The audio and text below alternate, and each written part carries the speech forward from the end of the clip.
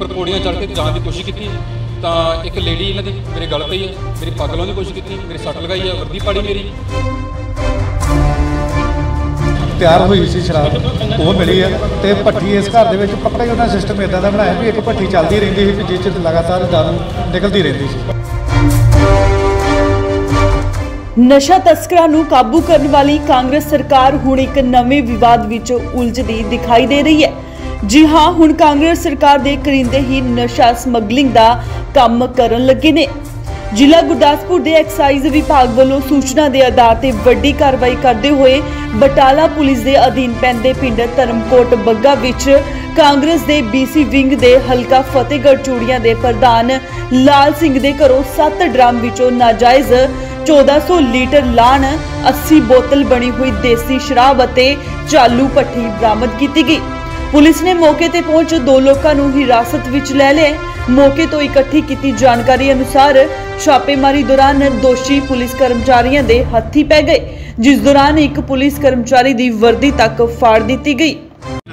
मेरा नाम head constable Samarjeet Singh. Samarjeet जी, जो तुसीं इत्थे आए रेड ते की धरना वापरी सारी घटना?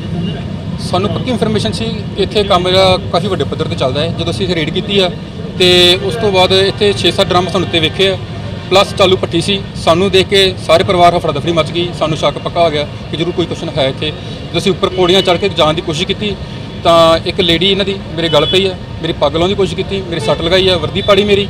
ਉਸ ਤੋਂ ਬਾਅਦ ਸਾਨੂੰ ਇਹਦੇ ਭਰਾ ਨੇ ਧਮਕੀਆਂ ਦਿੱਤੀਆਂ, ਕਹਿੰਦਾ ਕਿ ਮੈਂ ਵੇਖ ਲੂੰਗਾ, ਮੈਂ ਚੰਡੀਗੜ੍ਹ ਤੱਕ ਤੁਹਾਨੂੰ ਚੰਡੀਗੜ੍ਹ ਦਿਖਾ ਦੂੰਗਾ, ਮੇਰੀ ਰਫਲ ਕੱਢ ਲਓ, ਮੈਂ ਇੱਦਾਂ ਕਰਾਂਗਾ ਉੱਦਾਂ ਕਰਾਂਗਾ।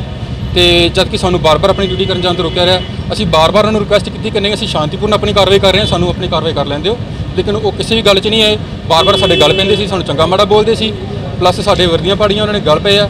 ਔਰ ਹੁਣ ਜੋ ਵੀ ਉਹ ਕਹਿ ਰਹੇ ਨੇ ਕਿ ਨਹੀਂ ਅਸੀਂ ਕੁਛ ਨਹੀਂ ਕੀਤਾ, ਬਿਲਕੁਲ ਸਰਾਸਰ ਝੂਠ ਹੈ।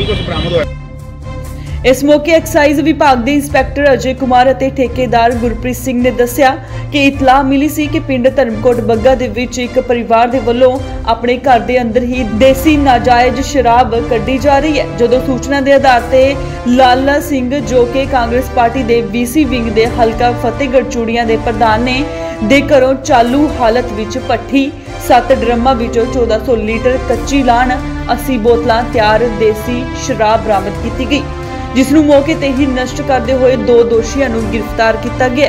उन्होंने दस्सिया कि इस छापेमारी दौरान दोषियों ने पुलिस कर्मचारियों उत्ते हमला करते हुए पुलिस कर्मचारी की वर्दी फाड़ दी और पुलिस कर्मचारी नू मामूली जख्मी भी कर दिता। उन्होंने कहना सी कि ऐसे अंसर सरकार के खजाने नू चूना लगाते हुए नुकसान पहुंचाते ने। मेरा नाम गुरप्रीत है जी।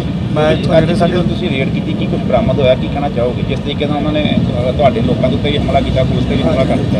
ਇੱਥੇ ਜੀ ਸਾਡੇ ਆਬਕਾਰੀ ਸਹਾਇਕ ਕਮਿਸ਼ਨਰ ਮੈਡਮ ਰਾਜਵਿੰਦਰ ਕੌਰ ਬਾਜਵਾ ਜੀ, ਉਹਨਾਂ ਦੀ ਟੀਮ ਜੋ ਪੁਲਿਸ ਮੁਲਾਜ਼ਮ ਉਹਨਾਂ ਦੇ ਇੰਚਾਰਜ ਜਸਪਿੰਦਰ ਸਿੰਘ ਬਾਜਵਾ, ਉਹਨਾਂ ਦੀ ਟੀਮ ਨੇ ਖਾਸ ਮੁਖਬਰ ਦੀ ਇਤਲਾਹ ਤੇ ਇਹ ਕੋਈ ਲਾਲ ਸਿੰਘ ਨੇ ਧਰਮਕੋਟ ਬੱਗੇ ਤੇ ਰਹਿਣ ਵਾਲੇ ਵੀ ਇਹਨਾਂ ਦੇ ਘਰ ਕੋਈ ਕਾਫੀ ਵੱਡੀ ਸਕੇਲ 'ਚ ਦੇਸੀ ਸ਼ਰਾਬ ਤੇ ਲਾਣ ਪਈ ਹੈ।